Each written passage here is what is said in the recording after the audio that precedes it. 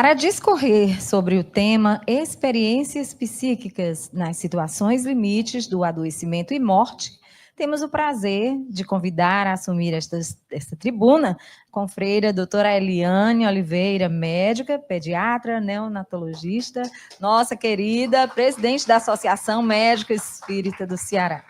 Muito obrigada pela permanência e presença de todos e todas, que, assim, muito emocionante, né? Nós vamos tecer considerações sobre as situações de adoecimento e durante a passagem ou a morte, como se fala popularmente, que, na realidade, existem N livros, N estudos sobre as experiências psíquicas no momento do adoecimento e no momento da passagem. Nós fizemos 2 recortes, porque é humanamente impossível. Nós temos, assim, uma lista de livros para sugerir, começando do Céu e Inferno, né, que é o nosso livro básico, o próprio livro dos médiuns. Então, nós escolhemos a experiência de quase morte, rapidinho, alguns tópicos, e depois o grande cientista da alma, que é Ernesto Bozano, ele fez um estudo breve sobre uma enfermeira apaixonante, com uma mediunidade extraordinária, uma história de vida muito, assim, emocionante também, porque foi trágica e ela superou, ela transcendeu. A Joyce Nel tem na internet. Então, nós escolhemos esses 2 tópicos. Mas de livros, você tem todos os livros da doutora Elizabeth Kubler-Ross. Nós temos do próprio Ernesto Bozano, A Crise da Morte, O Céu e Inferno, O Livro dos Médiuns, todas as obras de André Luiz, principalmente Obreiros da Vida Eterna, que ele vai falar do desencarne de várias pessoas, que cada uma dessas pessoas dá um seminário. Então, nós escolhemos falar um pouco sobre a experiência de quase morte, que ela acontece com frequência, desde sempre, e mostra uma realidade espiritual que a maioria de nós não percebe. Então, nos momentos de adoecimento, são momentos extremamente dinâmicos espiritualmente, e também a morte e o morrer é um momento espiritualmente dinâmico. E isso é importante, primeiro, porque todos nós iremos desencarnar, né? E segundo, porque todos nós, mesmo aqueles que não são trabalhadores da área da saúde, irão, né, nós temos os nossos parentes, amigos que irão desencarnar. Então, é interessante trazer a reflexão, tá certo? Bom, e na experiência de quase morte, que é uma experiência considerada experiência espiritual tecnicamente, cientificamente, não é uma doença, é estudada pelas faculdades de medicina, especialmente Charlottesville, na Virgínia, né? E ela é importante. Por que esse tema é importante no adoecimento? Para a relação médico-paciente, a relação nossa com a pessoa em coma, com a pessoa gravemente enferma, né? Os diálogos que a própria pessoa tem, a vivência que ela tem de uma realidade espiritual. Então, quem começou a estudar o boom no estudo da experiência de quase morte foi com esse psiquiatra, muito amoroso, fantástico, tem documentários, livros, Vida Depois da Vida, você consegue até na internet, Dr. Raymond Moody Jr., e ele começou a estudar, eu não vou me alongar muito nos detalhes, mas quem são as pessoas que têm experiência de quase morte, quais as situações mais comuns? As pessoas ressuscitadas, após serem consideradas clinicamente mortas, ou afogadas, ou infartadas, acidentadas, ou pessoas declaradas mortas, pessoas que sofreram acidentes graves ou doenças. Isso também é importante para a questão do diagnóstico de morte encefálica, para os transplantes, para a doação de órgãos, enfim, tem uma série de implicações, tá? Mas aí, o que é uma experiência de quase morte? Quais são os itens, os componentes? Primeiro, a pessoa tem a sensação de estar morta, e ela tem uma experiência fora do corpo, ela se vê acima, ou ela se vê, né? Ela tem uma percepção de que ela está realmente numa outra realidade. Algumas veem um túnel que tem uma luz no fim do túnel, outras veem uma luz, veem seres de luz, seres luminosos, fazem uma recapitulação da vida, faz um flashback, e a maioria não quer voltar para o corpo, e todas, sem exceção, passa por uma transformação da personalidade. Esses itens não estão todos eles presentes, mas tem um item que é sempre presente, que é a experiência fora do corpo. E a outra é a transformação da personalidade. Essas pessoas mudam completamente seus valores, sua forma de ser, né? E muitas, aqui repetindo, né? Algumas pessoas, elas veem um certo limite, que ela entende que se ela passar daquela barreira, daquele limite, ela não vai conseguir voltar para o corpo. E todas perdem o medo de morrer. É muito interessante. Então, isso é estudado desde que o mundo é mundo, desde... O primeiro relato está no livro A República, de Platão. Tá certo? Então, a experiência fora do corpo é uma experiência comum, todos eles relatam, todas as pessoas que passam pela experiência de quase morte, elas relatam que saíram do corpo. Se tiver um desses itens, já é considerado por alguns estudiosos, por alguns psiquiatras, que a pessoa teve uma experiência de quase morte. Então, ela modifica a pessoa completamente. O número de divórcios aumentou terrivelmente nas pessoas que vivenciaram, porque imagine um americano capitalista no último grau, né? E aí ele passa a se dedicar mais para o lado espiritual da vida, muda seus valores, sua ética, e aí não vai dar mais para combinar, não combina mais um com o outro, a vida dele muda o significado, o sentido. Me marcou muito um que achava que ser professor era ser parasita. Era um capitalista selvagem. Aí ele teve uma experiência de quase morte, depois disso ele voltou a estudar, foi para a faculdade, só queria saber de livros, né? Achei muito interessante essa. Mas eles fazem terapia psicológica para poder se encaixarem de novo, mudam positivamente, passam a ter o lado espiritual mais desenvolvido, perdem o medo da morte, e a maioria das pessoas que o Dr. Moody Júnior, que é psiquiatra, ele estudou, que vários outros médicos e outros profissionais estudaram e estudam, são pessoas mentalmente saudáveis. Nós tivemos no nosso estudo um sujeito, uma pessoa, enfermeira e fisioterapeuta, que ela vivenciou, ela é evangélica, porque isso acontece em todas as culturas, em todas as religiões, né, desde sempre. Aí, ela ficou 20 dias em coma, isso aqui em Fortaleza, no hospital, e ela, muito interessante, ela ia na faculdade conversar, no começo a gente chamava para ela falar para os alunos da faculdade de medicina, né, e ela ia muito satisfeitinha.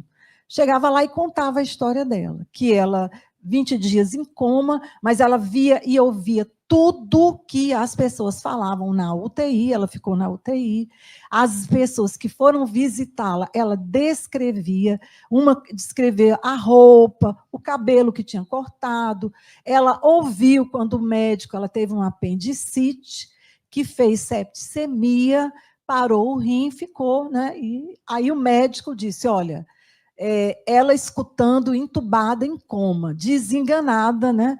Quando ele chamou alguém da família e disse, olha, alguém da equipe, chame alguém da família que de hoje ela não passa. É interessante como ela é... Não, aí não, é outra. Aí ela pegou... É interessante que, como ela lê a Bíblia, ela disse que era o diálogo interno dela, muita arrogância do médico dizer, né, o tempo de vida de uma pessoa, e que ela pediu a Deus, como o rei Ezequias. Depois eu fui ler a história do rei Ezequias, que eu não tinha lido em Isaías, que ele também foi considerado o profeta, que é médium, né, foi lá dizer que ele não ia mais ficar na terra, iria morrer, e ele pediu mais 15 anos de vida para Deus, para se dedicar a Deus. E Deus deu a ele esses 15 anos. Então, ela fez um diálogo interno, pedindo a Deus, como aconteceu com o rei Ezequias, ela queria mais 15 anos de vida, pelo menos, para poder colocar Deus na vida dela, no centro, porque ela vivia como se, né, trabalhando, mas Deus era secundário. Aí, né, ela ia e contava essa experiência, e ela dizendo em coma, e os alunos, mas como é que você enxergava? Eu não sei, eu só sei que eu via. Aí ela, do meio para o fim, ela deixou de ir, porque ela entendeu que ela estava, e ela sabendo que eu sou espírita de carteirinha, né, chiquista de alma, ela entendeu que daqui a pouco ela ia falar que ela estava, né, que era o espiritismo. Ela achou, daí não foi mais, não teve quem, quando a ficha caiu. Mas um dia eu me encontrei com ela, falei, Maria, um nome fictício, né, um pseudônimo. E aí, já se passaram os 15 anos que você teve essa sua experiência. E agora?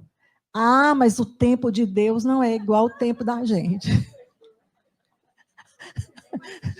Ela quer o tempo que Deus deu a ela, né? Já passou o tempo que Deus deu, que você pediu a Deus, né?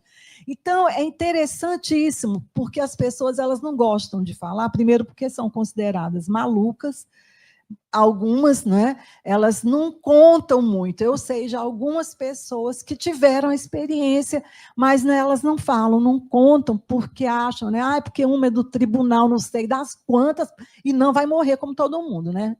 Então, é muito engraçado, mas, enfim, a gente tem que respeitar. Então, é interessante que essas experiências, elas são frequentes, principalmente nas pessoas em coma e nas pessoas que estão gravemente enfermas. Os relatos são assim, são infindáveis. E é interessante, por quê? Porque elas voltam para contar transformadas e perdem o medo da morte. O livro do Ernesto Bozano, Cientista da Alma, A Crise da Morte, esse livro é mágico. Quando eu estava fazendo o estudo, estudando para fazer a tese, né? Aí eu cheguei lá na livraria da Federação, nunca tinha ouvido falar nesse livro, que meu esporte é ler, né? Eu chego assim na prateleira, estou no balcão, o livro lá de cima, do nada, ele caiu nos meus pés, o livro A Crise da Morte. O livro são pessoas, são 17 personalidades mediúnicas que narram o momento da passagem, exatamente a passagem. É sensacional. E eles relatam as mesmas etapas que você tem na experiência de quase morte. A diferença é que eles vão para as esferas espirituais e quem tem a experiência de quase morte faz que vai, mas não vai, né? Volta para trás, como diz o Matuto, né? Então, é interessantíssimo. Isso aí daria, talvez, um dia, eu acho que vai chegar, não vai demorar muito, nós termos uma faculdade espírita, de espiritismo, né? Para não ficar o povo inventando a roda, né? Porque às vezes fica espiritualidade, corre, mas é espiritismo que faz a diferença. O salto quântico é o espiritismo. E aí se estude isso, né, bem detalhadamente. Nós já temos vários estudos, várias teses, vários núcleos, a coisa está caminhando. Bom, então, no momento do adoecimento, é frequente esse acesso ao plano espiritual, ao mundo invisível. É muito frequente. Então, quando a gente tem pessoas doentes, graves, ter cuidado com o que se fala, porque no caso dessa moça, da Maria, ela conta dos mínimos detalhes, quando iam dar banho nela, ela é uma moça solteira, já de uma certa idade, e era uma pessoa do sexo masculino, do gênero masculino, ela ficou constrangida, a forma como pegaram no cabelo. Então, você ter todo o cuidado no tratamento com a pessoa, não é? Não é aquele corpo apenas. Isso é um exercício, por mais que a gente saiba, né, a gente às vezes se escorrega. E nós temos assim vivência no dia a dia que não é muito fácil, pela sobrecarga, às vezes, de trabalho, você quer resolver o exame, você quer resolver um problema. E, por exemplo, eu vivenciei há pouco tempo uma criança que eu estou, né, responsável, que ela não tem, só tem água, hidranencefalia, né? Só tem água praticamente na cabeça, tem que tomar muitos hormônios, muitos remédios, já está há meses lá na maternidade, e ninguém pode cuidar, e a mãe mora com os pais trabalham com reciclagem, então é uma situação de vulnerabilidade. E eu achava que a criança fosse desencarnar, né? Aí eu falei até para o pessoal da enfermagem, olha, ninguém precisa assim, ficar tão estressado, porque na menina não tem como você recuperar muita coisa. Mas aí veio um endocrinologista que estuda a menina minuciosamente, porque existem anjos encarnados na Terra do nosso lado, tá, gente? Nós vemos muita coisa ruim na mídia, muita briga, muita confusão, pessoal, mas o que tem de anjo encarnado não está fácil. Por isso é que o mundo também não pegou fogo ainda, né? E nem vai pegar, porque a gente tem pessoas que eu, pelo menos, vejo, tenho aprendido muito assim, com a parte humana, com colegas que eu trabalho com uma que é católica mesmo, e eu já disse a ela, Tânia, lembre-se de mim quando você estiver no paraíso, porque ela é uma pessoa assim, ética, dedicada, sabe assim, um anjo mesmo. Então a gente aprende todo dia, né? Mas enfim, tem também essa enfermeira que o livro o Ministério dos Anjos Aqui e Além, que saiu em 1918, ele foi estudado, e em cima a gente tem Joyce Snell e o Ministério dos Anjos, você acha na internet exatamente daquele jeito ali, e aqui é o livro dela. Por que nós selecionamos o caso dela especificamente? Porque ela tinha uma mediunidade, porque, assim, é a coisa mais grandiosa, na minha modesta opinião, um médium que realmente abnegado, ético, honesto, não tem nada que possa se comparar, né? E é realmente uma dádiva. Eu sei que é um trabalho, uma missão, uma reparação, mas eu entendo como um presente, é uma coisa sagrada, né? E ela, a Joyce Snell, ela com 12 anos, aliás, 3 anos a mãe desencarna, ela mora na Irlanda do Norte, o pai trabalhava no exército britânico e voltou só quando ela já tinha 20 anos, mas eles tinham um vínculo de amor, de um elo de ligação muito profundo. Ela, com 12 anos, ela acordou no meio da madrugada com 2 seres de luz, assim, ela disse que é como se fosse o sol, e ela enxergava nitidamente uma forma masculina e uma forma feminina. Ela chama de anjo, e a gente sabe que anjo vem do latim angelus, quer dizer espírito. Então, elas são seres espirituais. E ela, inclusive, via a aura dos seres espirituais e também ela via a aura das pessoas.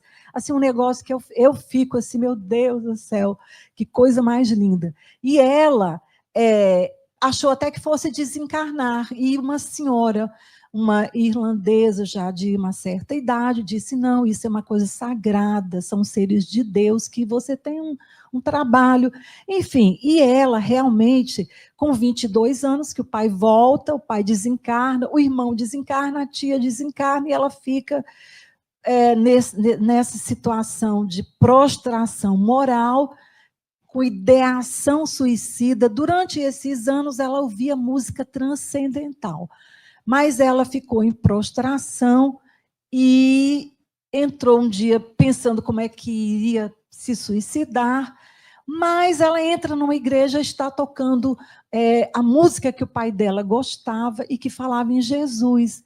E ela vê uma forma luminosa, que ela diz que é Jesus, e que diz a ela que ela tem um trabalho a realizar, né? E aí ela recebe essa energia amorosa, tem um diálogo bonito, e volta para casa, e o tio, então, leva para morar com uma tia que cuidava de um sanatório. Nesse sanatório, ela foi fazer um estágio, e aí ela se forma em enfermagem.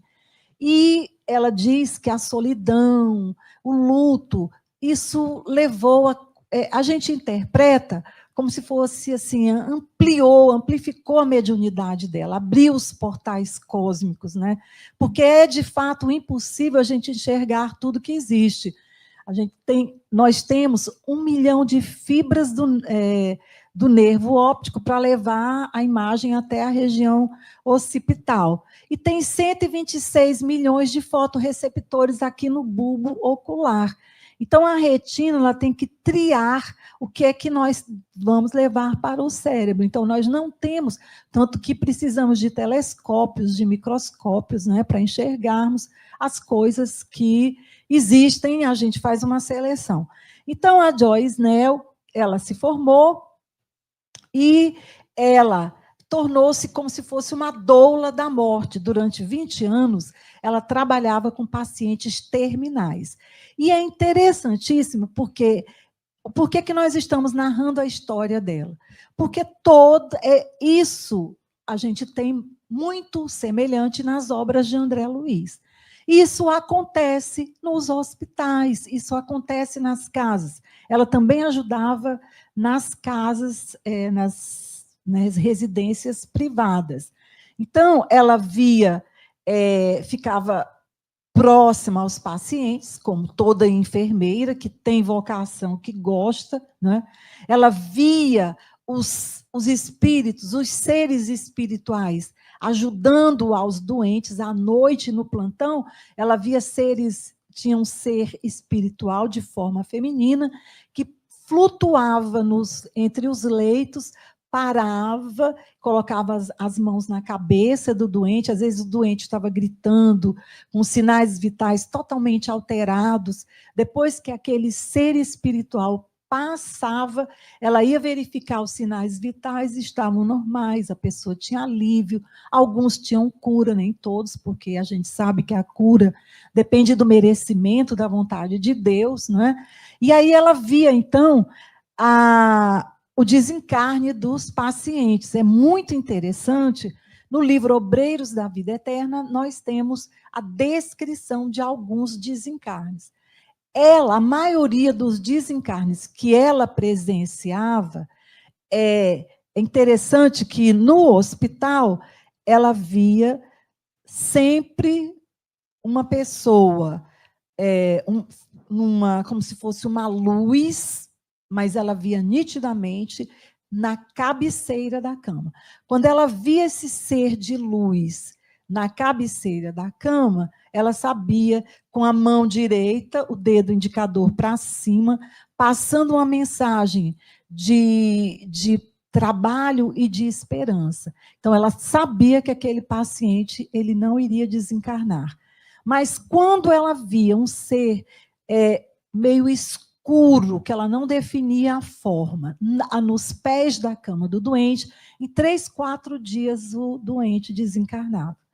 E não eram todos os doentes que isso acontecia, mas quando ela via, isso 100% das vezes acontecia. um espírito, um ser espiritual com a roupa escurecida. É interessante que era nos pés do doente. O ser iluminado na cabeceira. Então, aquela pessoa que estava desencarnada vai desencarnar. Se ela visse o ser de luz na cabeceira, ela sabia que aquela pessoa não iria desencarnar. É interessante porque ela ficou conhecida, ela não contava, lógico, mas as pessoas viram que ela acertava e aí ela era consultada, né? E sempre ela acertava. Quando a primeira pessoa que desencarnou, vale a pena a reflexão que o livro, esses casos são muito semelhantes ao livro, guardando o tema, as devidas proporções, A Loucura sob um Novo Prisma, do Dr. Bezerra de Menezes, que é um livro que você tem que estudar cada caso minuciosamente, porque ali tem muito mais do que o que a gente pode, à primeira vista, entender, né? Então, a Meg era uma amiga dela. Um dia, ela estava dormindo, acorda com uma luz intensa no quarto, a Meg aparece nitidamente para ela. Primeira lição, o encarnado pode aparecer para outro encarnado. Olha aí. Nós não temos só essa vida que a gente vive aqui acordado, de olho aberto, olhando um para o outro, não. Aí a Meg diz para ela: olhe, eu estou próxima, eu vou morrer muito em breve. Eu quero que você esteja comigo e conforte a minha mãe. A autopremonição da morte. Aí, tudo bem. A Meg desaparece e ela vai. A família liga para ela, ela vai em uma semana para a casa dessa amiga. Chegando lá, a amiga está levemente gripada. Tudo bem, tudo lindo, maravilhoso. E a amiga não lembrava de nada. Segundo a informação que o doutor Tiago, psiquiatra, né, que eu acho a parte mais fascinante, eu acho isso. Já pensou você hipnotizar uma pessoa, né, e ver o outro lado da vida da pessoa? Assim, deve ser muito legal, né? Então, ela não lembrava de nada. E nessa gripezinha, em 3, 4 dias, a menina ficou grave, subitamente desencarnou, não deu tempo nem chamar o médico. Aí, ela viu como era que geralmente ela via. Saía como se fosse um vapor de uma chaleira do corpo da pessoa, que se ficava de forma idêntica àquele corpo, lógico, o corpo, né, o espírito, o perispírito, né, a forma do corpo, e aí ela via a pessoa, e a pessoa geralmente ou era acolhida por um parente, por um ser espiritual, por um anjo, como ela chama, que ela ouvia até o bater das asas, é interessante em algumas situações. Quer dizer, tem também o banho cultural nos relatos das pessoas, né? E ela vai, então, para as esferas espirituais. Então, esse caso foi o primeiro caso de morte que ela assistiu, e essa história se repetia. E ela fala também que muitas pessoas tinham um desencarne muito sereno. Ela, de uma religiosidade intensa, ela não diz qual é a religião dela, mas a outra grande lição, não é a religião que faz a pessoa, é a pessoa que faz a sua religiosidade, né?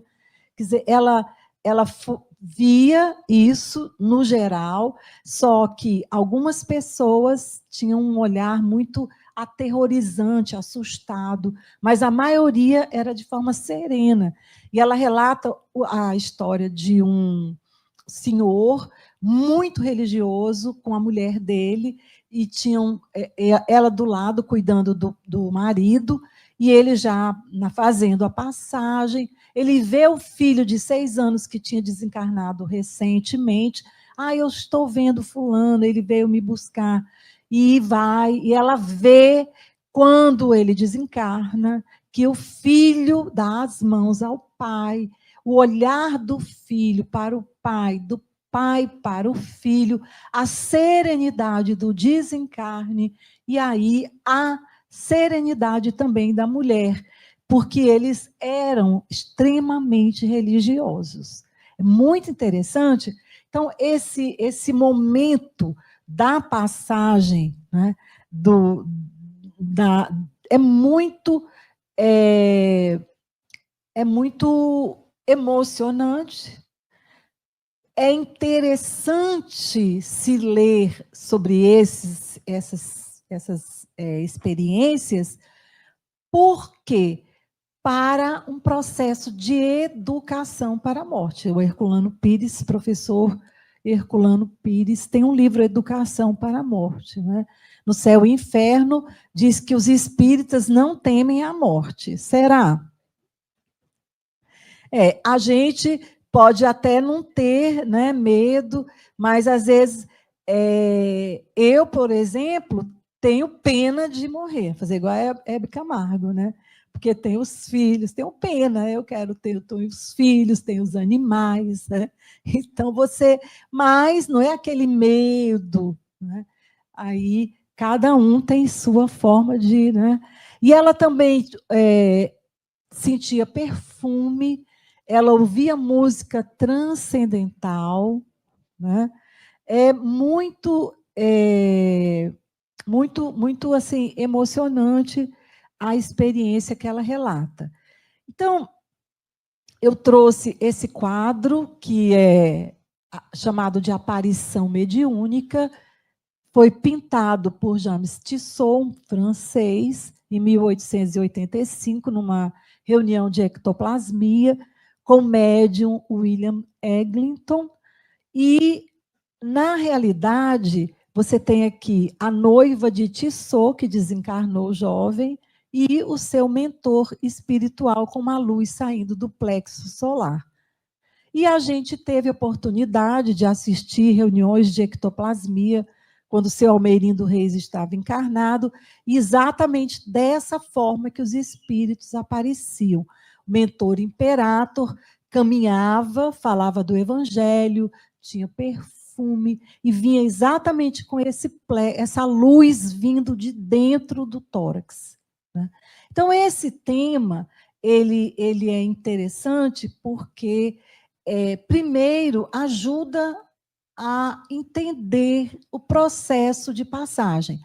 Todos temos ajuda espiritual, teremos ajuda espiritual na hora da passagem. Todos os estudos demonstram, ninguém faz a passagem sozinha ou sozinho, né? E temos os amparadores espirituais, temos a ajuda dos amparadores, dos mentores, e a gente vai finalizar com uma experiência que ela teve com um mentor, ela chama mentor desdobrada, em que ele a leva para um monte muito alto, de onde ela vê vários montes menores cobertos de neve, e o mentor diz, olha que amanhecer glorioso que Deus proporciona à humanidade. E mostra para ela a família humana terrena, correndo, trabalhando, batalhando. E o mentor diz, então, as pessoas correm e têm fome, buscam as coisas, mas, na verdade, todos têm a fome de Deus. É interessante isso, que passa a mensagem de que nós iremos nos preencher de verdade quando a gente buscar de verdade Deus, o vínculo com Deus, né? Por isso que o benfeitor Emmanuel, ele diz que o remédio básico para as dificuldades é a oração que nos vincula a Deus e o trabalho na caridade que ajuda a gente a se esquecer da gente, né?